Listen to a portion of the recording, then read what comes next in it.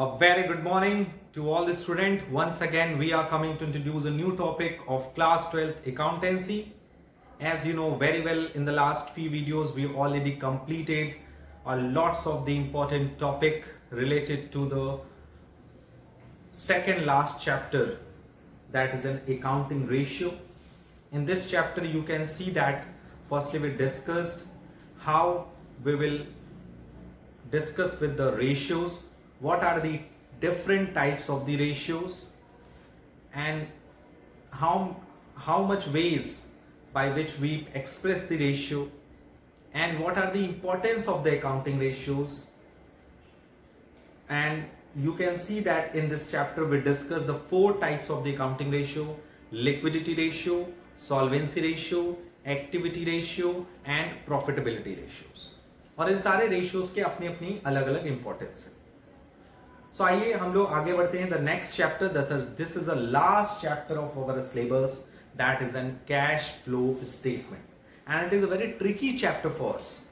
ये part B का last chapter है, आपके पूरे सिलेबस का लास्ट चैप्टर है, लेकिन इसके साथ साथ ये पूरे, मुझे लगता है कि अगर आप पूरा सिलेबस उठा के देखेंगे क्लास 12th अकाउंटेंसी का, तो उसमें सबसे ट्रिकी चैप्टर जो है, या कह सकते हो जो थोड़ा सा आपके ब्रेन को क्या करेगा, आपको मेहनत कराएगा, वो है कैश फ्लो स्टेटमेंट. नाम बहुत सीधा है, कैश फ्लो स्टेटमेंट, यानी एक ऐसा स्टेटमेंट हमें बनाना है जिसमें कैश के फ्लो को हम डिसाइड करेंगे कि कैश इनफ्लो हो रहा है, कैश आउटफ्लो हो रहा है, और उसके डिफरेंट एक्टिविटीज से रिकॉग्नाइज करेंगे किस एक्टिविटी से कैश इनफ्लो हो रहा है और किस एक्टिविटी से कैश आउटफ्लो हो रहा है.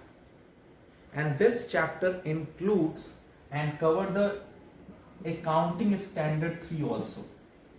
You know very well, different accounting standard issued किए जाते हैं by ICAI, Institute of Chartered Accountant of India, और इनका ऑब्जेक्टिव क्या होता है कि हमारे पूरे ऑर्गेनाइजेशंस में, जितने भी इंडिया में ऑर्गेनाइजेशंस हैं, उनके बीच जो अकाउंटिंग इंफॉर्मेशन जनरेट हो रही है, उनका स्टैंडर्ड मेंटेन रहे ताकि कंपेरेबिलिटी बनी रहे. और इसके अलावा हम लोगों ने इस पूरे, अगर 12th अकाउंटेंसी का सिलेबस देखेंगे तो उसमें हम लोगों ने कई तरह के अकाउंटिंग स्टैंडर्ड डिस्कस किए हैं, जैसे AS 26 इंटेंजिबल एसेट्स, उसमें हम लोगों ने बहुत सारी चीजें डिस्कस की हैं, जैसे गुडविल का वैल्यूएशन कैसे करना है, गुडविल को राइट ऑफ कैसे करना है, गुडविल का एडजस्टमेंट कैसे करना है on the time of the admission of a new partner, retirement of A partner, death के सिचुएशन में. और गुडविल को हमें इंटेंजिबल एसेट्स नहीं, जबकि फिक्टिशियस एसेट्स मानकर काम करना है. उसके साथ ही साथ हम लोगों ने AS 26 में ये भी डिस्कस किया इंटेंजिबल एसेट्स में कि प्रिलिमिनरी एक्सपेंसेस हो, या discount on issue of debenture हो, या loss on issue of debenture हो, इसको हम लोग उसी साल राइट ऑफ करते हैं जिस साल ये ऑकर्ड होते हैं. तो एक अकाउंटिंग स्टैंडर्ड हम लोगों ने पढ़ा है पूरे सिलेबस में, और एक अकाउंटिंग स्टैंडर्ड और पढ़ना है हमें AS 3, that is an cash flow statement. और AS 3 नहीं है, ये AS 3 रिवाइज्ड है. ये कैश फ्लो स्टेटमेंट जो है, ये जो AS 3 है वो रिवाइज्ड हुआ है, चेंज हुआ है थोड़ा सा, इसमें कुछ चेंजेस हुए हैं, और कुछ चेंजेस जो है बहुत इंपॉर्टेंट चेंजेस हैं जब हम बनाएंगे cash flow statement. So let we start. First of all we discuss what is the meaning of cash flow statement. Okay, so please note down in your copy properly. First of all, we will discuss about the what is the meaning of cash flow statement. नाम से तो clear है sir, नाम से एकदम clear है कि cash flow statement क्या होता है, लेकिन अगर हमें डेफिनेशन की बात की जाए तो डेफिनेशन के अकॉर्डिंग क्या है कैश फ्लो स्टेटमेंट का मतलब.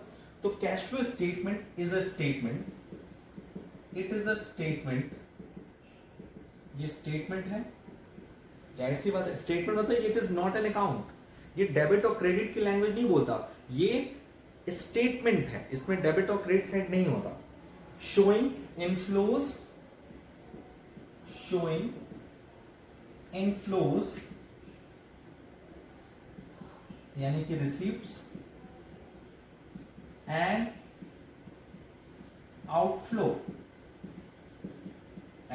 आउटफ्लो यानी कि payment of cash during particular period. यानी जो कैश फ्लो स्टेटमेंट होता है वो हमें क्या दिखाता है, शो करता है इनफ्लोज एंड आउटफ्लोज. इनफ्लोज मतलब पैसा कहां से आया, और आउटफ्लो मतलब पैसा कहां से गया, यानी रिसिप्ट्स और पेमेंट की बात बताता है। किसके रिसिप्ट्स एंड पेमेंट की? कैश की। ड्यूरिंग पर्टिकुलर पीरियड, एक पर्टिकुलर पीरियड में कैश कितना इनफ्लो हुआ है और कैश कितना आउटफ्लो हुआ है, ये हमें बताता है कैश फ्लो स्टेटमेंट। सबसे इंपॉर्टेंट बात है, cash flow statement can be for the past और can be projected for a future period. Cash flow statement हम पास्ट डाटा से भी बना सकते हैं और फ्यूचर पीरियड के लिए हम एस्टिमेट भी कर सकते हैं कि देखिए हमारा फ्यूचर में इतना कैश आउटफ्लो होने की या इतना इनफ्लो होने की प्रेडिक्शंस हैं। लेकिन बेसिकली अगर आपके मन में ये आ रहा हो कि ये just like a cash budget है, तो वो गलत है। Cash budget is a type of the functional budget जिसमें हम एस्टिमेट करते हैं कि during a accounting period, during a future period हमें कितना कैश इनफ्लो आएगा, कितना हम कैश आउटफ्लो करेंगे, कितना सरप्लस होगा, और अगर डिफिशियंसी होगा तो हमारे फाइनेंशियल अल्टरनेटिव्स क्या होंगे। सो कैश बजट जो होता है which are totally different from, cash budget जो होता है it is totally different from the cash flow statement. How? Cash flow statement हमें क्या बताता है? एक ऐसा स्टेटमेंट जो शो करता है इनफ्लो और आउटफ्लो ऑफ कैश, मतलब बिजनेस में जो कैश है वो कितना आया कितना गया, उसके इनफ्लोज एंड आउटफ्लोज को शो करता है ड्यूरिंग अ पर्टिकुलर पीरियड, यानी पर्टिकुलर पीरियड जैसे हम डिसाइड करें 1 जनवरी से 31 दिसंबर कैलेंडर ईयर है, हम उस पीरियड में हम लोगों ने ये निकाला कितना पैसा आया कितना पैसा गया इन टर्म ऑफ कैश। ये कैसा स्टेटमेंट बनेगा उसे हम लोग कैश फ्लो स्टेटमेंट कहेंगे। लेकिन कैश बजट क्या होता है? Cash budget is prepared for, it is prepared for future period. पहली बात समझ में आ गया होगा कि कैश बजट जो होता है वो करंट पीरियड के लिए नहीं बनता, ये फ्यूचर पीरियड के लिए बनता है, फ्यूचर के लिए। जबकि cash flow statement current period के लिए भी, मतलब पास्ट पीरियड से भी बन सकता है और फ्यूचर पीरियड के लिए बन सकता है। और लेकिन कैश बजट सिर्फ और सिर्फ किसके लिए बनता है? फ्यूचर पीरियड के लिए। Estimation of cash receipts,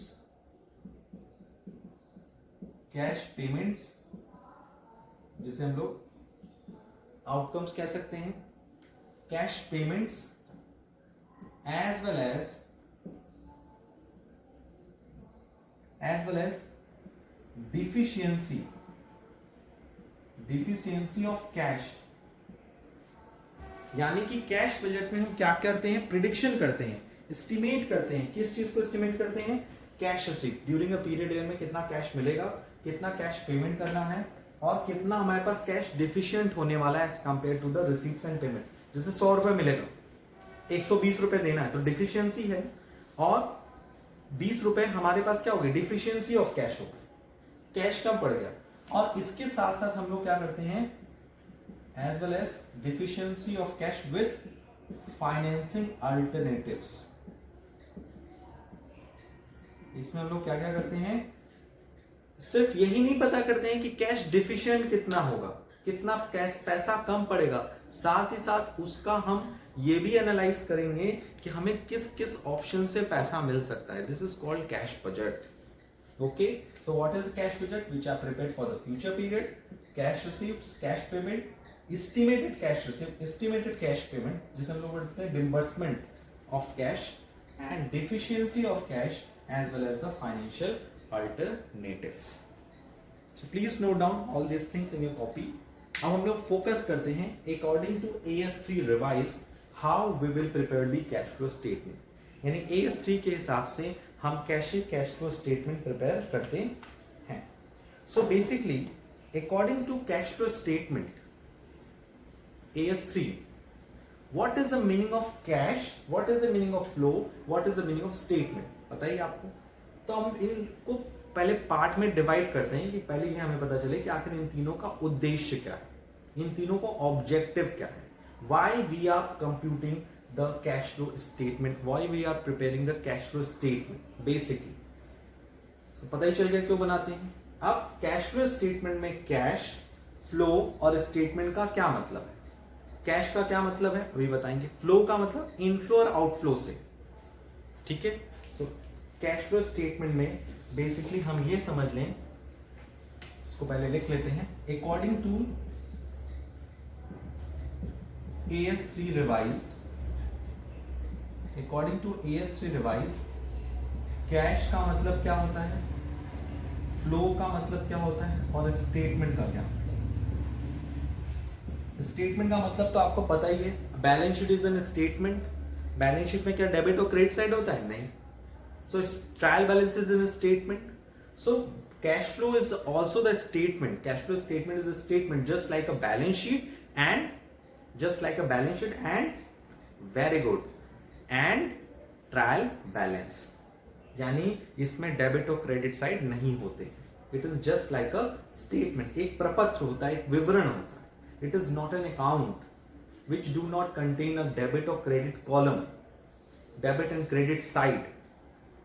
Flow का मतलब किससे होता है, इनफ्लो और आउटफ्लो से होता है, इनफ्लो एंड आउटफ्लो से होता है। यानी कि हम कैश फ्लो स्टेटमेंट में ये प्रिडिक्ट करते हैं, पता करते हैं कितना पैसा आया, कितना पैसा गया, यानी रिसीव्स एंड पेमेंट। यही कह रहा था ना, इनफ्लो एंड आउटफ्लो की बात करते हैं। ये पास्ट पीरियड से रिलेटेड होता है बेसिकली। और कैश का मतलब यहां पर क्या, अकॉर्डिंग टू AS3 कैश का मतलब यहां सिर्फ कैश से नहीं होता है। यहां पे कैश का मतलब है कैश इन हैंड, जो पैसा हमारे जेब में है। दूसरा कैश एट बैंक, जो पैसा मेरे बैंक के कहां जमा है, बैंक में जमा है, जो पैसा मेरे बैंक में सबमिट है। अब सवाल उठता है, इसमें कई तरह के अकाउंट होते हैं, पता है ना, FD होते हैं, सेविंग अकाउंट होता है। तो कैश एट बैंक में दोनों ही होता है, क्योंकि दोनों ही आप इजीली कैश में कन्वर्ट करा सकते हो। Cash at bank, current investment, दिमाग में एकदम ध्यान से रख लीजिएगा, इन सबको कैश में इंक्लूड किया गया है। Current investment, marketable securities, marketable securities and checks and demand draft। याद रखिएगा ये चीज कि according to AS3 what is the meaning of cash, क्योंकि यहां हम इनफ्लो और आउटफ्लो की बात करें। किसकी बात करें, कैश के इनफ्लो और आउटफ्लो की बात करें। यहां हम कैश बजट के रिलेटेड कैश की बात नहीं कर रहे हैं, यहां हम कैश फ्लो स्टेटमेंट में कैश की बात कर रहे हैं। What is the meaning of cash as per the AS3 revised while we prepared the cash flow statement?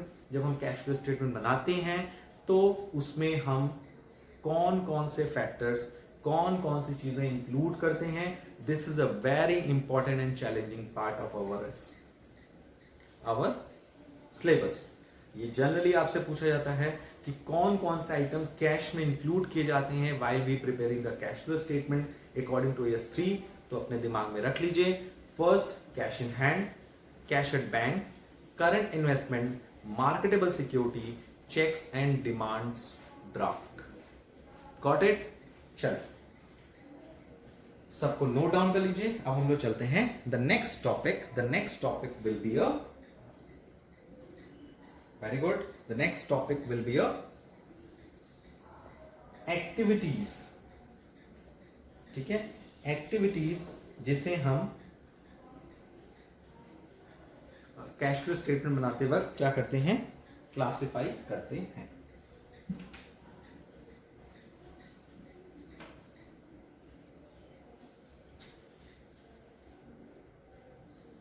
So basically if you are talking about the classification of cash flow, अभी हम लोगों ने क्या पढ़ा, कैश का मतलब, flow का मतलब, स्टेटमेंट का मतलब। ठीक है, अब हम लोग पढ़ने जा रहे हैं classification of cash flow. So please note down, classification of cash flow. Okay, so according to AS3, यहां बार बार AS3 का नाम आएगा, AS3 revised. According to AS3 revised, the cash flow under cash flow statement, अभी हमने cash का मतलब बताया, फ्लो का मतलब बताया, स्टेटमेंट बताया। अब हम लोग बताने जा रहे हैं कि कैश फ्लो को कितने पार्ट में बांटा जा सकता है। So while we preparing the cash flow statement, cash flow can be divided to the 3 categories. Cash flow कितने कैटेगरी में बांटा जाता है? 3 कैटेगरीज। पहला cash flow from operating activities, cash flow from investing activities, cash flow from financing activities,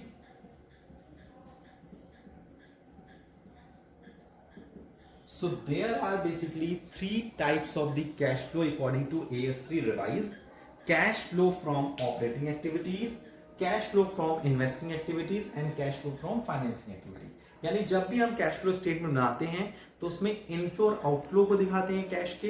cash का मतलब है cash in hand, cash at bank, marketable security, current investment and cheques and demand draft. और उसके साथ साथ जब हम cash flow statement बनाते हैं तो कैश फ्लो को हम 3 कैटेगरी में डिवाइड करते हैं, that is an operating activity, investing activity and financing activity. अब इनको हम 1 बाय 1 स्टडी करेंगे कि what is the meaning of cash flow from operating activity, what is the meaning of cash flow from investing activity and what is the meaning of cash flow from financing activity. तो इतना आप अपनी copies में note कर लीजिए। उसके बाद हम लोग चलते हैं, the first term is a cash flow from operating activities.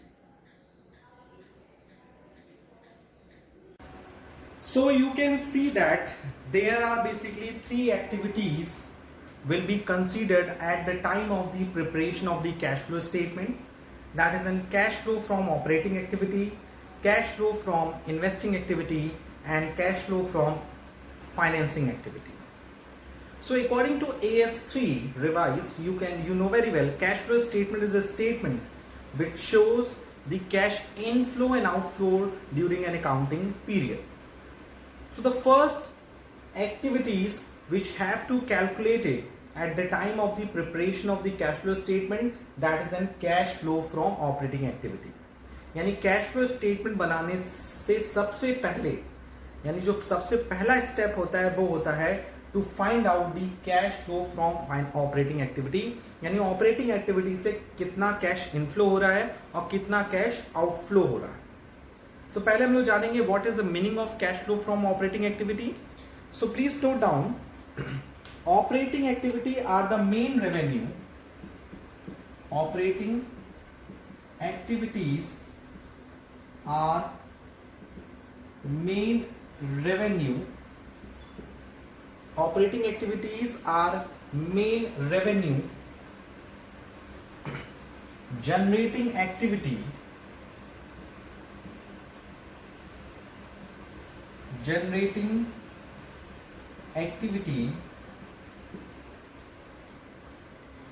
activities of an enterprise.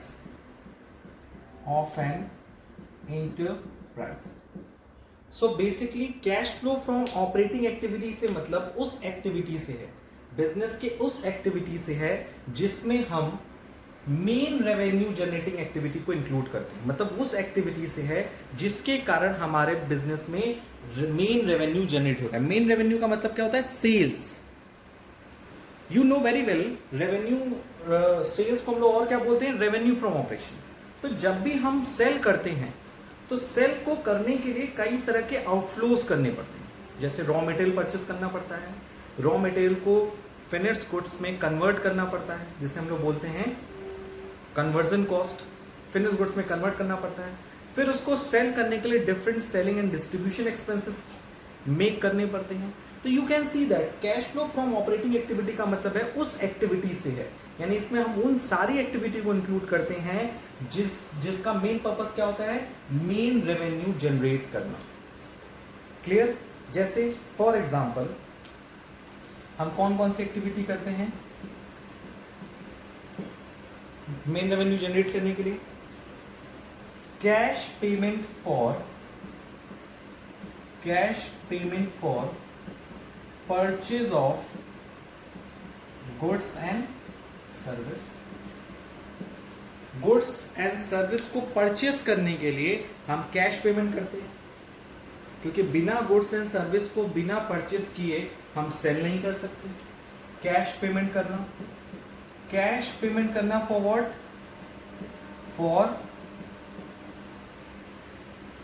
For wages, salary, etc। यानी हमारे यहाँ जो मैन पावर है, वो क्या है, वो किस लिए काम करता है? रॉ, इस purchase and goods and services अगर रॉ मटेरियल नेचर का है तो उसको फिनिश गुड्स में कन्वर्ट करने का काम करता है। तो अगर हमने वेजेस एंड सैलरी पे किया है तो ये भी किस एक्टिविटी का हिस्सा है? ऑपरेटिंग एक्टिविटी का है। यानी ऑपरेटिंग एक्टिविटी में उन सारी एक्टिविटी को इंक्लूड करेंगे, उन सारी एक्टिविटीज के इनफ्लो और आउटफ्लो को इंक्लूड करेंगे जो मेन रेवेन्यू को जनरेट करने के लिए की जाती है। ठीक है, तो ध्यान से समझिएगा।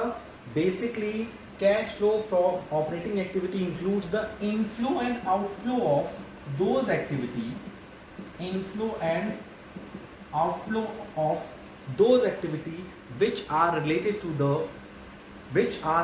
to the general operating activity of the business। जैसे अगर मेरा कोई मैन्युफैक्चरिंग बिजनेस है तो मैन्युफैक्चरिंग बिजनेस में कैश आउटफ्लो क्या होता है? मैन्युफैक्चरिंग बिजनेस को चलाने के लिए हमें रूम का रेंट देना होता है, वर्कर्स की वेजेस देनी होती है, रॉ मटेरियल खरीदना पड़ता है, इलेक्ट्रिसिटी एक्सपेंसेस पे करनी पड़ते हैं, तब जाकर डायरेक्ट और इनडायरेक्ट कई तरह की कॉस्ट्स बियर करने के बाद at the end of the year हमारा एक प्रोडक्ट बनके तैयार होता है। यानी after a certain time, after a certain period एक प्रोडक्ट बनके तैयार होता है। उस प्रोडक्ट को फिर हम मार्केट में सेल करते हैं। सेल के बदले क्या मिलता है? Revenue inflow. तो रेवेन्यू एक तरफ से आउटफ्लो होता है, एक तरफ से इनफ्लो, और यही आउटफ्लो और इनफ्लो का जो डिफरेंस होता है इसी को हम लोग बोलते हैं प्रॉफिट। क्या बोलते हैं? Profit. So in short way we can say that कि cash flow from operating activity का मतलब ये होता है कि वो सारी एक्टिविटीज या उन सारी एक्टिविटीज का इनफ्लो और आउटफ्लो जो किस पर्पस के लिए किया जाता है? रेवेन्यू जनरेट करने के लिए किया जाता है। पहले हम आउटफ्लो करते हैं, गुड्स एंड सर्विस परचेस करते हैं, आउटफ्लो करते हैं, फिर कैश पेमेंट करते हैं वेजेस एंड सैलरी के लिए, और साथ ही साथ हम लोग क्या करते हैं?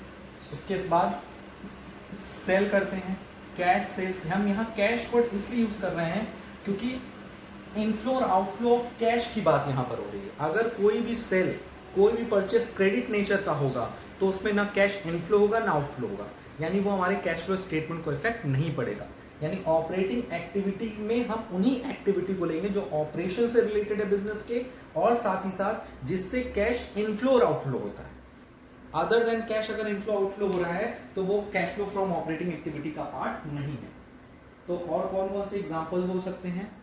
कैश सेल अगर आपने किया तो वो इनफ्लो का एग्जांपल है।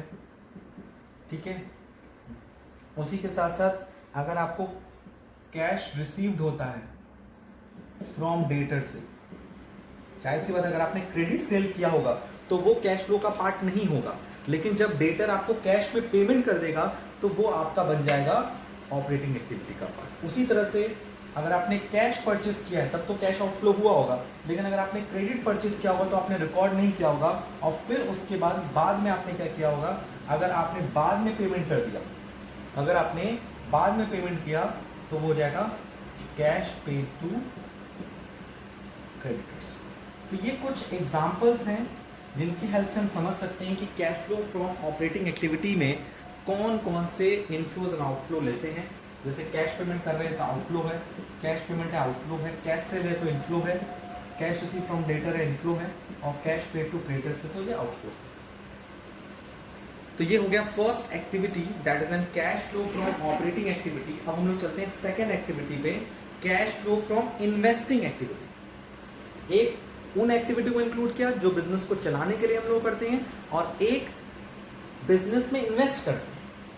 पता ही होगा बिजनेस में इन्वेस्ट कब करते हैं, कैसे करते हैं? कैपिटल लगाते हैं। यस, कैपिटल लगाते हैं, और उसमें भी आपको पता है जो इन्वेस्टमेंट होता है वो किससे रिलेटेड होता है? एसेट्स से रिलेटेड होता है, मतलब कि non current assets. So cash flow from investing activity का मतलब होता है it include the purchase,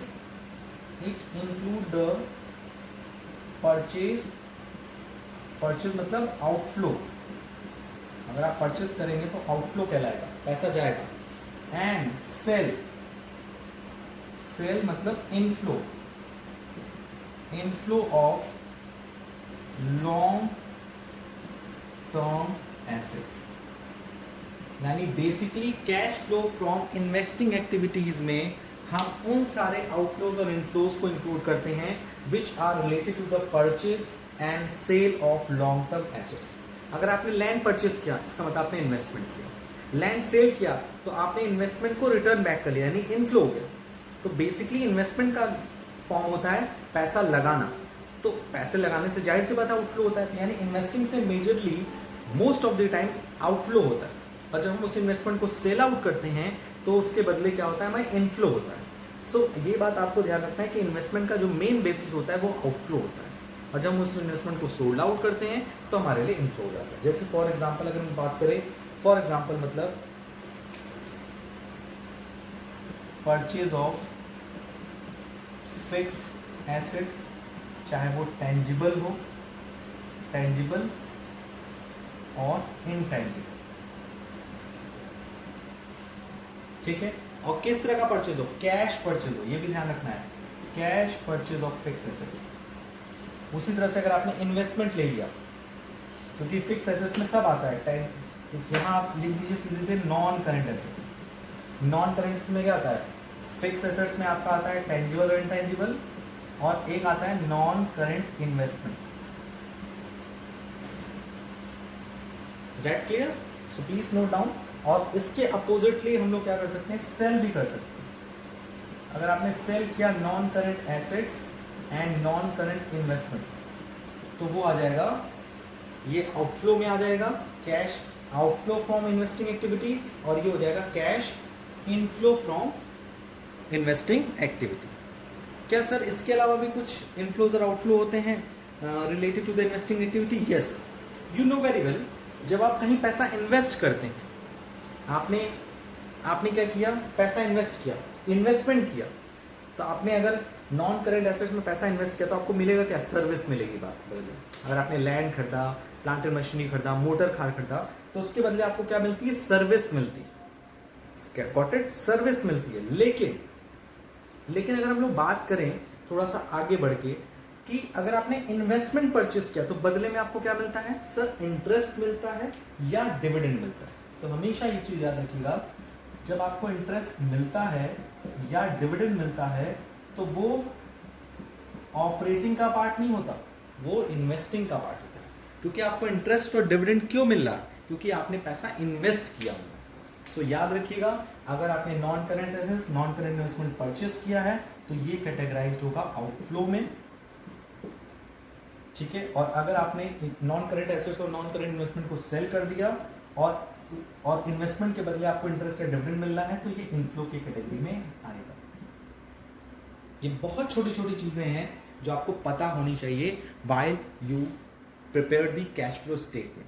so operating activity का मतलब क्या हुआ, बिजनेस को चलाने से जो इनफ्लो और आउटफ्लो होता है, यानी मेन रेवेन्यू, हमारा मेन काम क्या है, रेवेन्यू जनरेट करना। तो बिजनेस की मेन रेवेन्यू जनरेट करने के लिए हमने जो भी एक्टिविटी किया which is known as an operating activity. और बिजनेस को चलाने से हमें बिजनेस में इन्वेस्ट भी करना पड़ता है, फिक्स एसेट्स खरीदना पड़ता है, इन्वेस्टमेंट करना पड़ता है।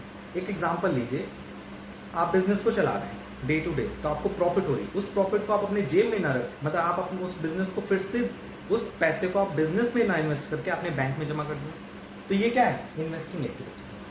क्यों? क्योंकि आपने बैंक में इन्वेस्ट किया, उसके बदले आपको क्या मिलेगा, इंटरेस्ट एंड डिविडेंड। क्लियर? आपने किसी कंपनी का शेयर खरीद लिया, किसी कंपनी के डिबेंचर खरीद लिया, तो डिबेंचर और इंटरेस्ट, डिविडेंड शेयर में क्या मिलेगा, डिविडेंड और इंटरेस्ट। तो ये किसका पार्ट होती है, cash flow from investing activity का पार्ट। तो ये समझ लीजिए कि ऑपरेटिंग में भी इनफ्लो आउटफ्लो होते हैं, इन्वेस्टिंग में भी इनफ्लो आउटफ्लो होते हैं, लेकिन ट्रांजैक्शंस का जो नेचर होता है वो थोड़ा सा डिफरेंट होता है। सो please note down. So in today's video, the first video which are related to the last chapter of the part B, that is in cash flow statement, and you can see that cash flow statement is a statement which shows the cash inflows and outflows during a particular period. यानी एक particular period में एक business में कितना cash inflow आया है और कितना कैश आउटफ्लो हुआ है, ये हमको पता चलता है। और कैश फ्लो स्टेटमेंट में कैश फ्लो और स्टेटमेंट तीनों का अपना अपना एक मतलब है। जैसे कैश का मतलब होता है कैश इनफ्लो एंड आउटफ्लो से, सॉरी फ्लो का मतलब होता है इनफ्लो और आउटफ्लो से, यानी फ्लो या तो आएगा या तो इनवर्ड होगा या तो आउटवर्ड होगा। कैश का मतलब होता है cash in hand, cash at bank, demand draft, marketable securities, ये सब कुछ चीज़ें मिलाकर बन जाती है कैश। कैश का मतलब सिर्फ कैश इन हैंड ही नहीं होता, और भी सारी चीज़ें होती हैं। और स्टेटमेंट मतलब इसमें कोई अकाउंट नहीं है, डेबिट साइड और क्रेडिट साइड से कोई लेना नहीं। It is an statement just like a balance sheet, चाहे हॉरिजॉन्टल हो चाहे वर्टिकल हो। कैश फ्लो स्टेटमेंट का जो फॉर्म होता है वो वर्टिकल होता है, हॉरिजॉन्टल नहीं होता। और इसमें 3 एक्टिविटीज़ होती हैं, ऑपरेटिंग, इन्वेस्टिंग, और नेक्स्ट वीडियो में हम लोग फाइनेंसिंग डिस्कस करेंगे। So I hope today we clear all the things very easily. Thank you, take care, good bye.